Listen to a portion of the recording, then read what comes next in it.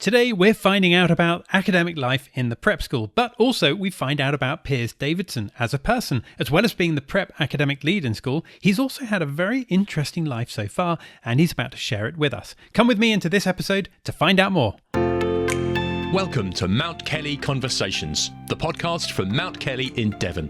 In each episode, we have conversations with pupils, with staff, and with other people in the school community to find out more about life at the school. Come with us now as we get right into this episode. Piers, welcome to this episode of the School Podcast. Thank you for being here. How are you today? I'm good. Thank you very much, Simon. It's a privilege to be on and very happy to share who we are and what we do. Well, it's great to be talking to you here today, and I appreciate you giving up the time because I imagine that you are very, very busy. You work in a school, and it strikes me that everybody who works in any school seems to be extremely busy these days. Tell me, we're recording this on a Thursday. What do Thursdays typically look like for you?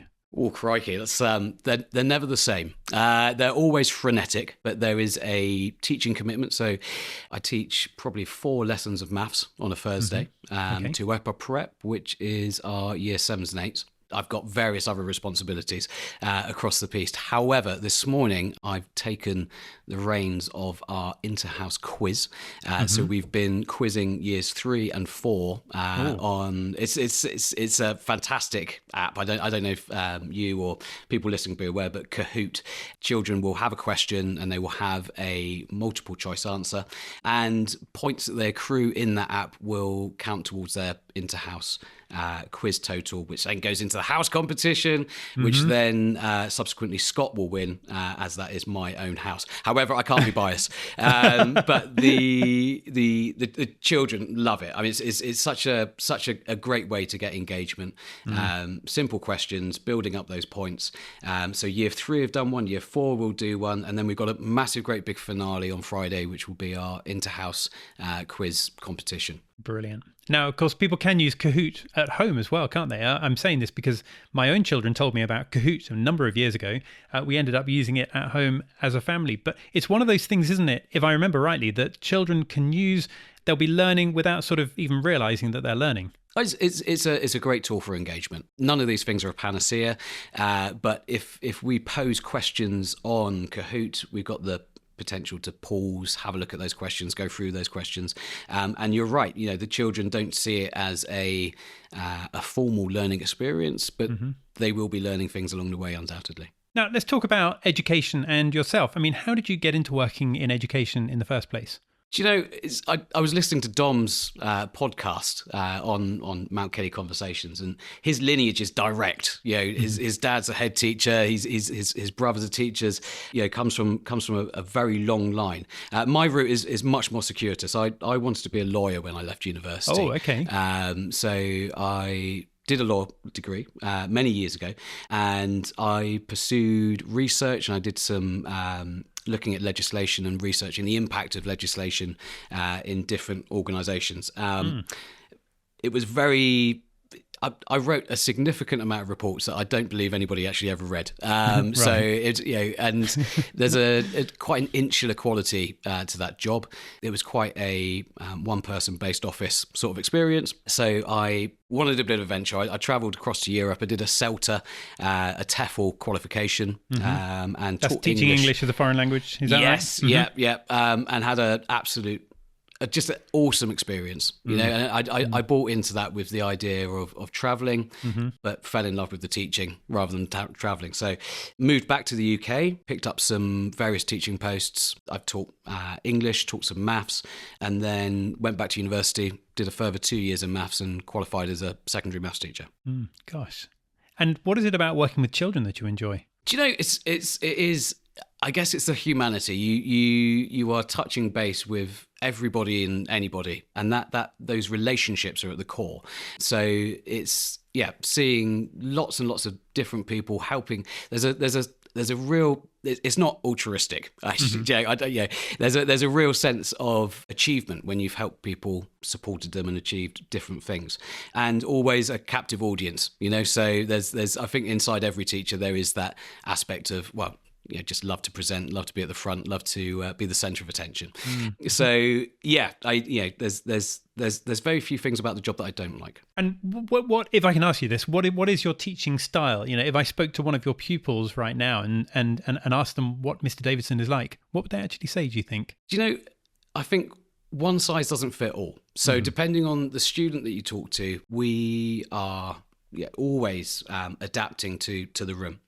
So how I teach a top set in year 8 might be very different to how I'm teaching a bottom set in year 5, for example. The engagement tools that we use and the relationships that you have with those students will be different. So yeah, I mean, they could give some very different answers. I would hope, I would hope that they would say, I enjoy those lessons. On a good day, I would hope they'd say, I'm very interested. I've been interested by those lessons, and on a great day, they're inspired by those lessons. So I think there's a hierarchy of different change there. But I would like to think that I have fun and engaging lessons. It is quite a responsibility, isn't it? I mean, without wanting to put undue pressure on you at all, you've got enough of that working in a school for sure. But, if any of us or anybody listening to this right now thinks back to when they were at school, if you mention your maths teacher, then I think most people can remember their maths teacher when they're at school, whether they're in their 30s, 40s, 50s, or even older than that. So it's must be quite strange for you to think to yourself right now that the pupils that you're teaching in 50 years' time will still remember who you are. Oh, it's fascinating, isn't it? I hope so. I hope for the right reasons as well, Simon. Yes, no, I think that's I have to say I met one of my teachers a few years ago in Nairobi. I was teaching in Kenya. Oh yeah, and it was the most fortunate experience. Yeah, it's a drama teacher that I had when I was probably about 10. Gosh. And I was so excited to see her. I ran up to her, Mrs. Jago, Miss Jago, it's brilliant to see you, it's brilliant to see you.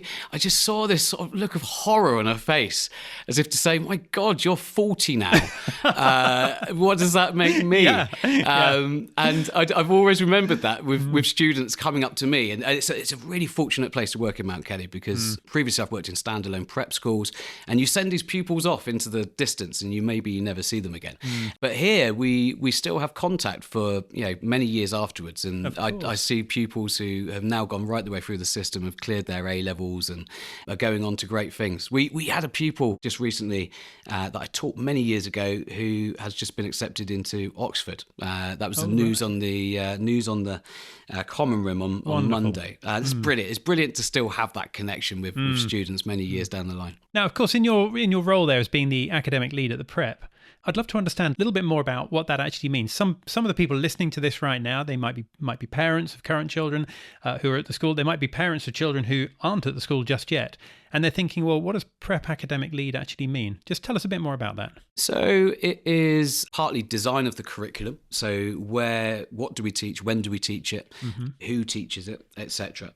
There are lots and lots of facets to that, but the collaborative aspects and the creativity that goes into that is fundamental. So I guess the fun part of my job is making sure that students are working in an engaged environment. For example, I did just pieces off the top of my head. Last year, Mr. Carr, for example, in history, taking students out, reenacting the Battle of Hastings, looking at kind of like links between, art and maybe English, making puppets for kind of like plays, that sort of stuff. I teach maths, but I'm also an ICT teacher. So, when we're designing that curriculum, I'm working with Mr. Briggs, who's just got a 3D printer, which is fantastic, fabulous stuff. But we're working on a project together with some BBC microbits, designing different instruments with a 3D instrument attached to it as well. So the best part of my job is to kind of link those different pieces together. Yeah, it's a great place to be. And I think the best thing about working in a prep school is it's everywhere. We don't just learn in one place. Yeah, I'd like to flag the learning outside the classroom. That's a big piece. Well, Battle of Hastings reenactment, classic example. Indeed. But we are a school that heads off everywhere and anywhere. When you're a year 7 joining Mount Kelly, the first thing we do is a field trip on day 1 down to Tintagel, and that is up on top of Tadgell Castle. We've got a washing line set up with a chronology of the history, and on a beautiful sunny day, you can't beat that. And then, at the end of year 8, I run a residential down to the Lizard in Cornwall. Oh, lovely. Which is just fabulous, with Marconi monuments and all sorts of learning going on down there.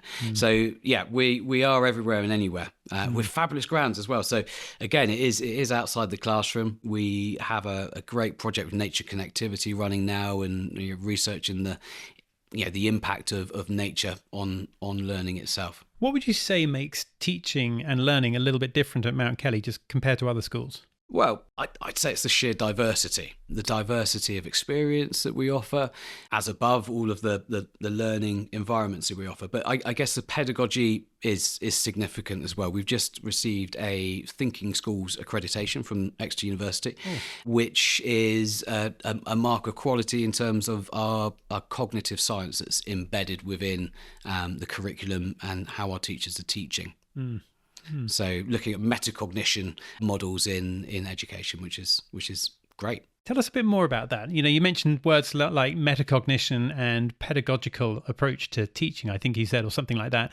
Some of these words are words which might be a little bit less familiar for the people who are listening to this. Sure. Do you know, the metacognitive aspect is making students aware of how they learn. I think, teachers throughout all ages are drilled on content. Students are learning this, and this, but the real goal is to have that agency with the pupils themselves. Can students take the learning themselves, and can they develop that learning? And are they doing it under their own steam? Because if we can create pupils who are confident in developing their own learning, that's a absolute goal and a half, isn't it? Mm-hmm. Interesting. And then you mentioned as well about the outdoor learning. I mean, I'm thinking back to when I was at school myself, and it's true that some of those experiences where we are learning outdoors in a different environment to being sat at the desk are sometimes the moments which really do stick. But I'd love to understand a little bit about why or how children learn in a different kind of way when they're in a different environment. I guess you have different things for different children. Some children are going to respond very, very well to a traditional chalk and talk experience, which of course is part of the experience. But we have other children who will be engaged in different ways in different places. Context is everything, isn't it? So I think back to some of the things that we have done outside. For example, last year we celebrated Earth Day, and we turned off all of the lights, all of the computers, everything kind of like switched off in the school, electricity wise. And you could stay in your classroom, but the encouragement was that let's head outside. So I was looking at volume of cylinders. At the time, that was in the scheme of work, which could quite easily be a worksheet, and sat down half an hour, do some practice and examples, etc. But to give it a context, we went out into the woods. We look at some of our trees, and they're massive trees on site. It's amazing grounds, and we model the tree as a cylinder. So how much wood is in that tree, and then I see exactly. So and then we say, well, how much carbon is the tree made out of? How much carbon dioxide has been taken out of the atmosphere and sequestered in that tree? And for some people, that context is the piece they need to get over. Why am I doing this? Why am I doing this? It's always the question that teachers, why am I doing this? Why am I doing this?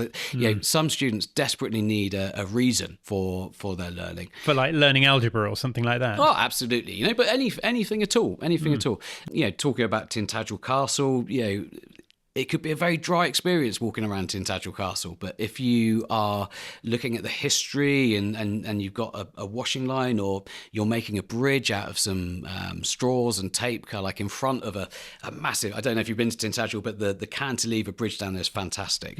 So, having that aspect, having something tangible, something real, something contextual can be very powerful. What do you think children at a prep school like Mount Kelly tend to learn and take away with themselves for their future lives? Oh, wow. That's a great question. I think it's probably confidence.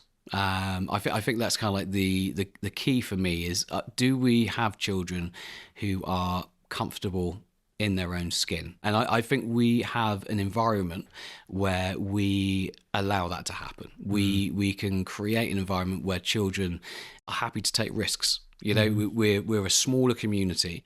We're a very inclusive community where children are able to take the risk and fail and then try again and try again and try again. I think that's a great place to be.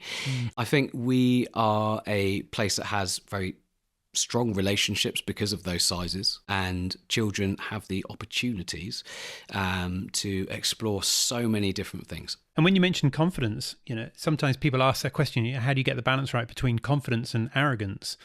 Tell me a little bit about how you instill that confidence without letting it go too far and then producing children who kind of do have a level of arrogance. I think honest feedback is key. So how we model our behaviours to children is fundamental. I would like to think that we are the role models for our pupils. So fingers crossed, hopefully we don't come across as arrogant, and that hopefully will transpire into our student body. Role modelling is so important, isn't it? Oh, it's fundamental. Yeah, and again, kind of like we have a staff common room, which, the relationships that are in there, I think, it's one of the reasons why you become a teacher is that collegiate mentality and camaraderie. So we've got a great staff room at Mount Kelly, great world of experience. And I think hopefully that pays dividends in how we represent ourselves to our children. I'm sure that it does. I'm 100% convinced that it does. Piers, I'd love to know something a little bit more about you. We found out a little bit about how you got into working in education in the first place. But say on a Friday after you finish for the week and then you go home for the weekend, or wherever you go for the weekend, what do you tend to do in your spare time? Spare time. Spare time is a very valuable commodity in my house, Simon. I've got a 4-year-old and an 8-year-old. There's no such thing as spare time then. There really, is no such thing as spare time, no. I love podcasts. I think it's rare for me to be on this side of the microphone, but I very much enjoy listening to podcasts. Good. I've developed a real love of audiobooks. Oh, okay. Which is brilliant. I cycle. Okay. And read. Am I allowed to refer to the MAML acronym in that case? Oh, really? Yes, absolutely. Middle-aged man in lycra. That's it. Yeah. I have a fair share of lycra. Okay. I did a joggle a few years ago, John O'Groats to Land's End. Oh, gosh, you really are into cycling then, aren't you? Well, it was a Le Jog. It was a Land's End to John O'Groats. Okay. And I was avid cyclist at the time, but not so much now with the children and so forth. But I do like to get out whilst I can. And when you listen to podcasts and audiobooks, any recommendations for us? The appropriate ones. I'm a big fan of You're Dead to Me at the moment with Greg Jenner on Radio 4, history podcast. I enjoy Sideways. I think that's great. Books-wise, Anxious Generation, that was a great book, and Ravenous by Dimbleby as well. And I love The Murph as well. No Such Thing as a Fish is a particular favourite. Oh, very good, very good. Piers, it's really interesting talking to you because, we found out that you're into podcasting, into audiobooks, into cycling, that in school you've taught maths and ICT. I think you mentioned English at one point as well. Sure. You've lived in the UK, you've lived overseas as well. You've had different careers. It strikes me that you're one of these people who's kind of generally interested in most things in life. Do you know, I will nail my colours to the mast and say curiosity is at the key of all of this. Ooh. If I can share that curiosity with the children, I think that's a great place to be. I agree. I have a wide range of interests. And I think we can find interest in the smallest and biggest things. So yes, no, that is true. Okay, and then last question. If you were stranded on a desert island and you could take 3 things with you, what would you take? Simon, this is an awful question. The idea of being stranded on a desert island is terrible, isn't it? I can't think of anything worse. And I appreciate it's a thought experiment. Otherwise we'd just say a TARDIS, really, so then you can get back to wherever you need to go. Give me a boat. I think that would be marvellous. But I would say if push comes to shove, I'm going to give you a very boring answer, I'm afraid. I would. I'm a massive fan of these alone programs or survival programs in the wild. Oh, okay. I would go for your absolute basics of survival. So I definitely have something to light a fire. Are these things already supplied, or do I have to go for the bare basics? You can only take 3 things. So, only take 3 things. Yeah. Good Lord. Okay, so I mean, don't bother with a Kindle because you haven't got a power supply or anything like that. That's a shocker, absolute shocker. Can they be big things? Can I have the entire works of Shakespeare, or how is there a limitation? So. Yeah, there's a mathematician in me coming out there, Simon. I need to know the parameters. So I would go for your basics. Definitely some sort of flint to start a fire. I would definitely have some sort of treat along the way, isn't it? It's a horrible question because the idea of not being around people is a terrible thing. So maybe a telescope, maybe you could take some people with you. Could I take people? If I can take people, then I don't think they'd appreciate it, but nevertheless, that's very kind of you to say so, Simon. What could be better than spending eternity on a desert island with Mr. Well, Davidson? where should I start? So I definitely take my family. I mean, that would be front and center, of course. And I think maybe, if I've got a lot of downtime, which I'm guessing on a desert island I would, then definitely reading material, probably a telescope. Am I allowed the internet? Could I have the internet? You could take the internet. Let's say you can take as many books as there are prime numbers for a maths teacher. That's got to be pretty good. Well, it's an infinite supply, isn't it? Yeah. So definitely Spotify. I'd have Spotify as well. Okay. Along those lines. Well, we've got a few things there. Hopefully, we'll never have a need for them. That's a rubbish answer. Should have thought about that more. Piers, it's really interesting to talk to you. It's great to find out about being a prep academic lead at Mount Kelly. But in particular, actually, it's really good just to find out a little bit more about you. So thank you very much for your time. Thank you for being here. Very kind, Simon. Thank you for your time.